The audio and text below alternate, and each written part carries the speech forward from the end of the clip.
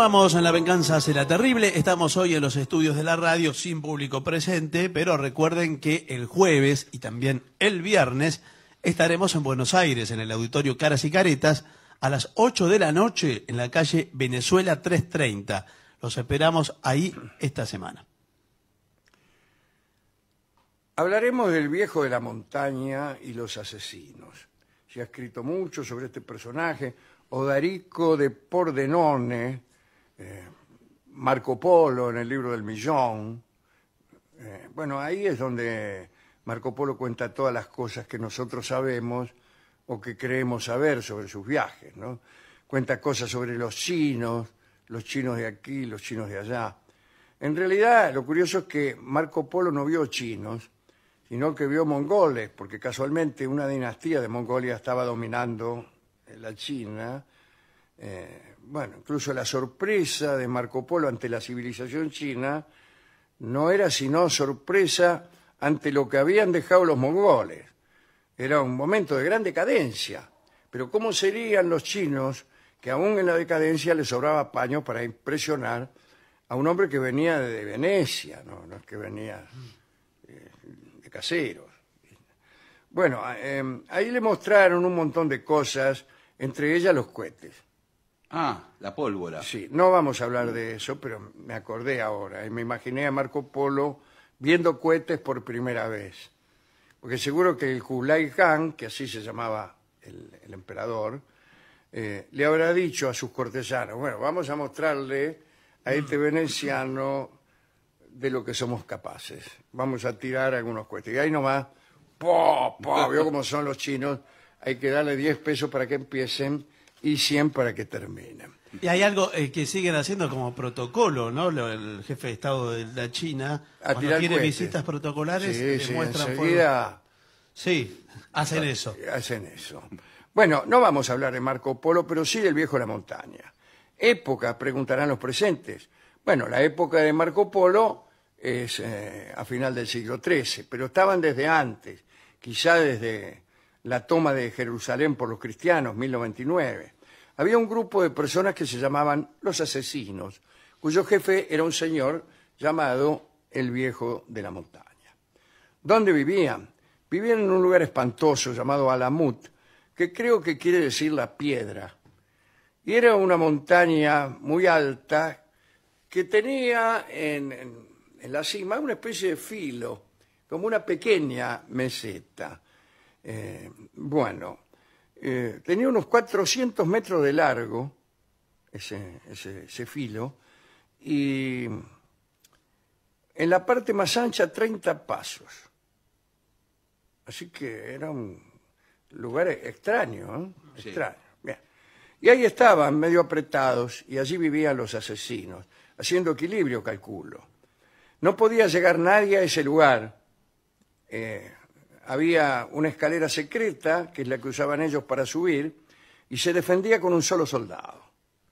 Con solo poner un soldado. Ahí podían defender adecuadamente porque era muy estrecha y solo podía pasar un soldado a la vez, así que poco sentido tenía organizar un ejército de, digamos, 5.040 personas para vencer a ese solo soldado. Digo con un soldado, digamos 2, ponerle 3, por ahí si se dormía, o por lo que pudiera pasar, ¿viste? Pero bueno, no se podía atacar ese lugar. Lo mismo pasaba con Machu Picchu, la ciudad secreta de los quechuas, allí donde estaban los amautas, esos sabios que sabían de todo un poco.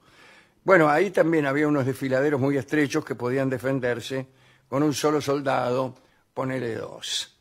Pero además era muy difícil llegar a Machu Picchu, ya que cuando llegabas a donde estaba el desfiladero, no tenías a nadie porque casi todo tu ejército se había caído por algún precipicio, o se habían vuelto porque era muy lejos, o el problema de la altura, se te apunaban, etc. Tenemos entonces a los asesinos en su mesetita, manejados por el viejo de la montaña. ¿Qué hacían?, preguntará usted. Mataban, como su nombre lo indica, salían por ahí, mataban a la gente y la afanaban. A veces cometían algunas crueldades, gente malísima, vamos a decirlo de una vez. Eran valientes, desde luego. Solo para vivir en ese lugar había que serlo. Y su jefe, como se ha dicho, era este viejo. ¿Cómo hacía para reclutar soldados? Esta es la pregunta central de la charla de hoy. El viejo de la montaña salía, quizá con alguno de sus ayudantes, se ponía por ahí en un bosque, en un prado, elegía un joven que estuviera más o menos bien para el ejército, para la banda de asesinos. No iba a elegir un gilastro, buscaba que fueran musculosos, jóvenes, yo qué sé. Entonces esperaba que el tipo se durmiera o se distrajera, iba por atrás y le metía un palazo en la cabeza, muy sutil. Hasta aquí viene un estilo que alcanzamos a entender. El tipo se dormía por efecto del palazo.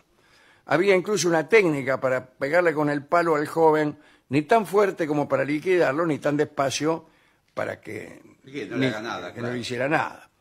El tipo se desmayaba y luego despertaba, pero despertaba ya en la meseta, arriba. Y el viejo de la montaña, junto con sus asesinos, habían construido allí en la meseta un paraíso, un pequeño paraíso. Esta es una construcción que vale la pena intentar, no un shopping center. No faltará que me diga, yo cuando estoy en el shopping center siento que también estoy en el paraíso. Sí. Bueno, es otra conversación. Construyeron entonces un paraíso, no sé cómo sería, me imagino... Imaginemos cómo sería el paraíso. Muchas minas, sándwiches de miga. Comida, bebida. ¿Qué sé yo? Estoy diseñando mi propio paraíso. Piense más grande, un paraíso... Sí. Bueno, muy grande no era, porque el lugar era pequeño, ¿no? No, yo lo que me imagino, patas de jamón colgadas del techo. Sí. Bueno, las uríes serían las mujeres, ¿no? Aquellas chicas cuyas lágrimas eran capaces de endulzar los mares. Así eran las uríes, ¿no? Serían falsas, porque si estabas en un paraíso falso, estas eran uríes falsas. A lo mejor eran las hermanas de los tipos, andás a ver. Bueno. Entonces al prisionero lo llevaban ahí, lo ofuscaban con hachís, y para aumentar todavía esa sensación de irrealidad que sentían los jóvenes que ya venían de ser atacados con un palo y que se despertaban allí, bueno, le daban un poco de hachís. Como su nombre lo indica, porque de ahí, de hachís, viene el nombre de asesino. El tipo se despertaba en el paraíso, medio zumbado, veía las minas, los sándwiches, las masas, escabio, tipos que te abanicaban, todo eso, y llegaba un momento que se acostumbraba. Claro. Y no podía renunciar a él. ¿Viste cómo es? Sí. Uno se acostumbra a un tipo de vida Sí, bueno. y ya no puede renunciar. Eso es lo que tiene uno. Bueno, en ese momento, cuando ya se acostumbraba el tipo, le pegaban otro palo en la cabeza, lo llevaban otra vez al mismo lugar donde lo habían encontrado. O sea, el tipo se dormía en el paraíso, se despertaba otra vez en su pieza, un cotorro que no valía 3 guitas. Imagínate, te dormías en el paraíso, despertabas en una pieza, en una de las peores experiencias posibles. Pero en ese momento golpeaban la puerta de la humilde casa. ¿Quién es? Y venía un tipo que era un agente del viejo de la montaña. Claro. Soy agente del paraíso, dice, aquí trabajamos así. ¿Querés volver al paraíso o querés quedarte aquí en esta pieza? No, decía el tipo, quiero volver al paraíso. Bueno, decía el agente del viejo de la montaña, para volver tenés que hacer lo que nosotros te digamos. Claro. Y así trabajaban para el viejo de la montaña, que hay que decir que el viejo no era uno, sino que fueron muchos, que se iban sucediendo. El primero fue un señor Hassan ibn Saba, y todos sus sucesores, empezaron por el siguiente, que fue Busurg Umir, se llamaron también viejos de la montaña. No era un señor, era un cargo, una Claro. dignidad. Bueno, dicen, si querés volver, hacé lo que yo te diga. Y lo que le decía era terrible, porque tenían que matar, porque eran asesinos. Y casi todos aceptaban. Decían, bueno, está bien, total. Y ahí volvían a ese paraísito de 400 metros, pero a cambio de eso tenían que cometer toda clase de delitos. Les iba bien, muy bien. Puede decirse que los victimarios eran también víctimas porque, bueno, vivir adormecidos en un paraíso de mentiras, bueno, no está tan mal. Bueno, ahí termina la primera historia, la del viejo de la montaña. Pero la segunda es un complemento de esta, y que es de un señor que se llamaba Asoka y que vivía en la India, que era un gran gobernante, pero para castigar a los funcionarios traidores o a los delincuentes, o quizás sus enemigos simplemente, construyó un infierno artificial. Así como los asesinos habían construido un paraíso, Asoka construyó un infierno. Le salió más barato porque es menos costoso construir un infierno que un paraíso. Quizá porque pareciéndose la tierra más al infierno que al paraíso, hay menos modificaciones que hacerle. Pero vale la pena pensar en esto, a saber que cuesta más construir algo para la felicidad que para la desdicha. Y ahí funcionaba este infierno, pero le fue tan mal a Asoka, quizá como suele ocurrir con los constructores de infiernos, él mismo fue víctima de esas instalaciones infernales que había construido. Digamos, lugares donde se quemaba a la gente, sí, diablos de 8 a 12, cama de clavo, sí, no yo sé, me imagino Ferrocarril humo, Sarmiento, no sé, cosas Señor. así. humo, incienso. Ahora bien, los Incienso funcionarios desde que el paraíso. mandaban al infierno, funcionarios traidores, también recibían un palazo por atrás. Se acostaban en su cama y se despertaban en el infierno.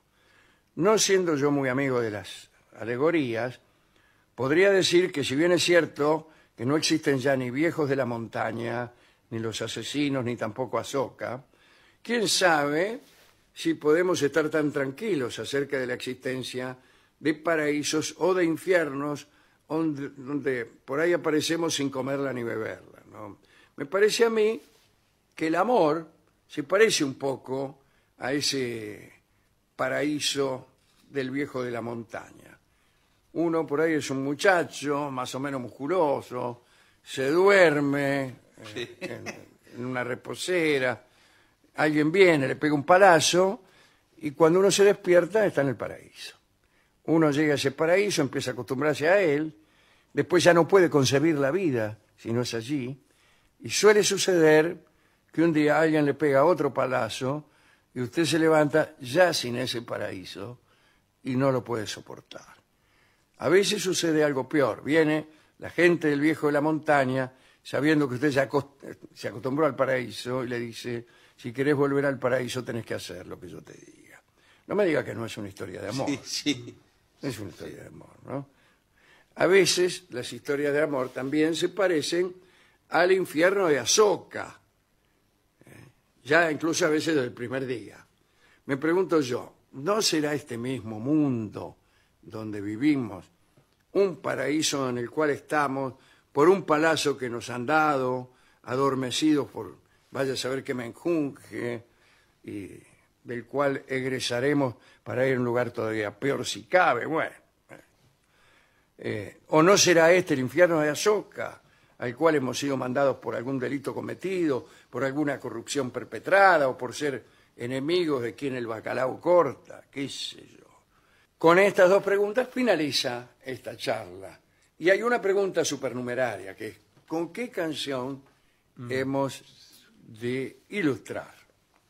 Vamos a escuchar a Pedacito de Cielo, compuesto justamente pensando en el viejo de la montaña.